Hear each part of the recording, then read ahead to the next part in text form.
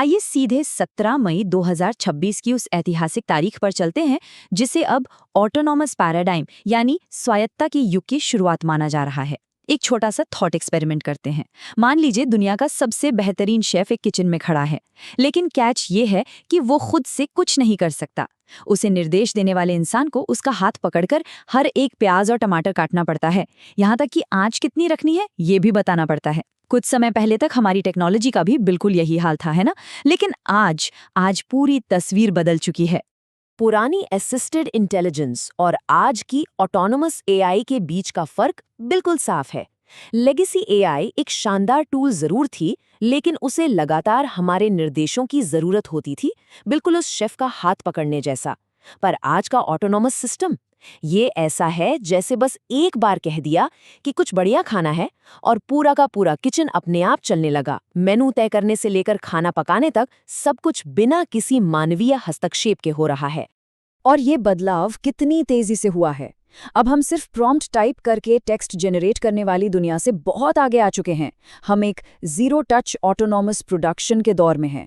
इसका सीधा मतलब है कि एआई अब केवल डिजिटल दुनिया तक सीमित नहीं है, बल्कि ये भौतिक फैक्ट्रियों और एसेट्स को भी पूरी तरह से ऑर्केस्ट्रेट कर रहा है। ये सिर्फ लिख नहीं रहा, बल्कि सच में चीजें बना रहा है। तो इस पूरी कहानी को अच्छे से समझने के लिए हम इस मास्टर स्टैक को परत दर परत खोलेंगे। हम शुरुआत करेंगे ऑटोनोमस एआई युग की नींव से, फिर देखेंगे सॉफ्टवेयर और टिकट रहित उद्यम, उसके बाद भौतिक एआई और कंज्यूमर हार्डवेयर पर नजर डालेंगे, फिर बात करेंगे बुनियादी ढांचे और जेनरेटिव फार्माकोलॉजी की, और अंत में इसके गवर्नेंस, सुरक्षा और भविष्य पर विचार करेंगे। चलिए सबसे पहले बेस लेयर यानी सॉफ्टवेयर में आए उस बुनियादी बदलाव को समझते हैं जिसने इस पूरे ऑटोनोमस स्टैक को मुमकिन बनाया है। भाग 1, ऑटोनोमस एआई युग की शुरुआत।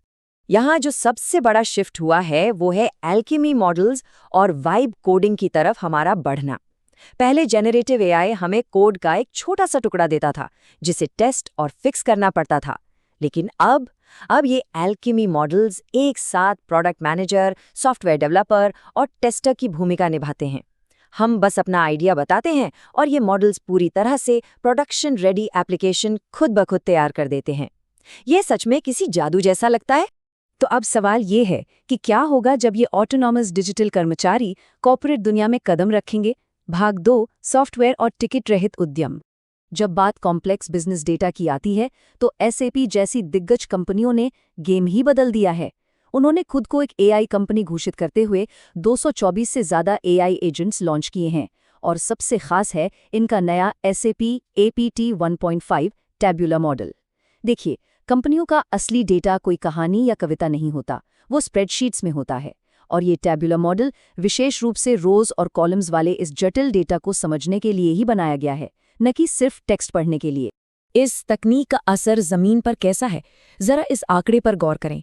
सिग्नल एडाई जैसे प्लेटफॉर्म्स इस तकनीक का इस्तेमाल करके डॉक्यूमेंट्स की गलतियों में 80% तक की भारी कमी ला रहे हैं, और तो और कॉर्पोरेट ऑनबोर्डिंग का समय 85% तक घट गया है। ये कोई छोटा मोटा सुधार नहीं है, ये एक तरह से आईटी के लिए टिकट रहित उद्यम यानी टिकटलेस एंटरप्राइज की शुरुआत है, जहां मशीनें खुद ही समस्या खोजकर उसे सुलझा रही हैं। अब जरा स्क्रीन से बाहर निकलते हैं और देखते हैं कि असली दुनिया में क्या हो रहा है। भाग 3, भौतिक एआई और उपभोक्ता हार्डवेयर। फिजिकल दुनिया में हार्डवेयर की जंग अब बहुत दिलचस्प मोड़ पर है। टेस्ला के $20,000 वाले इंडस्ट्रियल ऑप्टिमस मॉडल्स को टक्कर देने के लिए फैराडे फ्यूचर ने $10,000 के रोबोट्स मार्केट में उतारे हैं, और मजे की बात यह है कि इनका टारगेट फैक्ट्रियां नहीं बल्कि परिवार और घर हैं। उनका मकसद घरों से अराजक यानी रियल वर्ल्ड डेटा इकट्ठा करना है ताकि उनके मॉडल्स को और भी स्मार्ट बनाया जा सके। ये एक बेहद आक्रामक रणनीति है, और ये फिजिकल एआई केवल रोबोट्स तक सीमित नहीं है, ये हर जगह फैल रहा है। हम पुराने ऐप्स वाले दौर से आगे निकल रहे हैं। उदाहरण के लिए गूगल बुक्स का नया मैजिक पॉइंटर या ऑनर का 200 मेगापिक्सल वाला एआई मोशन कंट्रोल, जो ऐसा है मानो जेब में एक पूरा फिल्म क्रू हो। साथ ही फ्रेमिक कैनवस जैसे होम डिवाइसेस भी आ गए हैं जो पूरी तरह से लोकल नेटवर्क पर काम करते हैं, मतलब बिना क्लाउड पर निर्भर हुए लोकल एपीआई के जरिए जबरदस्त स्पीड और प्राइवेसी।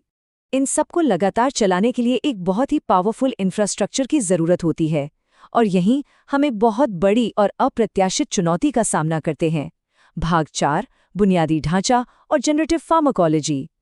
तो इतने बड़े और हमेशा ऑन रहने वाले एआई एजेंट्स को चलाने में सबसे बड़ी रुकावट क्या हो सकती है? हम में से ज़्यादातर लोग शायद सोचेंगे कि असली कमी सिलिकॉन चिप्स या ग्राफिक कार्ड्स की होगी, लेकिन इसका जवाब आपको हैरान कर देगा। असली कमी है कांच की। जी हाँ, ग्लास।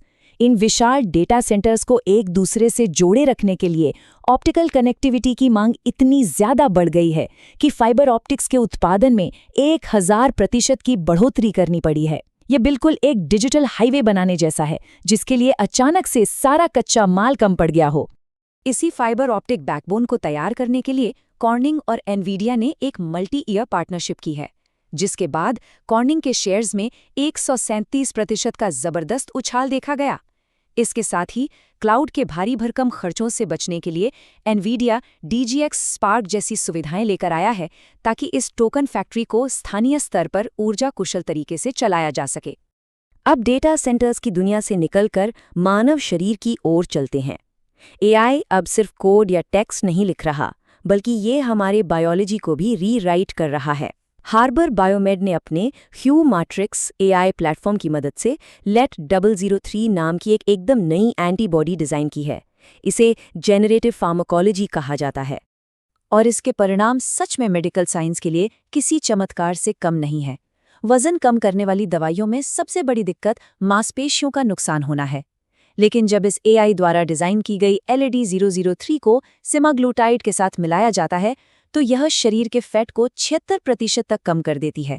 और सबसे अच्छी बात यह है कि इसमें लीन मसल मास का कोई नुकसान नहीं होता। ये बिल्कुल सर्जिकल स्तर की सटीकता है। जब कॉर्पोरेट नेटवर्क्स, फिजिकल फैक्ट्रीज और यहाँ तक कि हमारे शरीर पर AI का इतना गहरा प्रभाव हो रहा है, तो इस पूरे ऑटोनोमस सिस्टम की सुरक्षा और नीतियाँ सबसे अहम हो जाती हैं। भाग 5 शासन, सुरक्षा और भविष्य। इन ऑटोनॉमस एजेंट्स को नियंत्रण में रखने के लिए एनवीडिया का ओपन शेल एक डिजिटल इलेक्ट्रिक फेंस की तरह काम करता है, जो ये तय करता है कि एजेंट्स अपनी पॉलिसी की सीमाओं को पार न करें। इसके साथ ही रेगुलेटर्स भी पीछे नहीं हैं। यूरोपीय संघ 2027 के लिए अपना डिजिटल ऑमनीबस ढांचा तैयार कर रहा है, ताकि इस तेजी से बदलते इकोसिस्टम को सुरक्षित रखा जा सके। अगर हम गवर्नेंस के इस पूरे परिदृश्य को निष्पक्ष रूप से देखें, तो एक बहुत ही स्पष्ट तनाव देखने को मिलता है।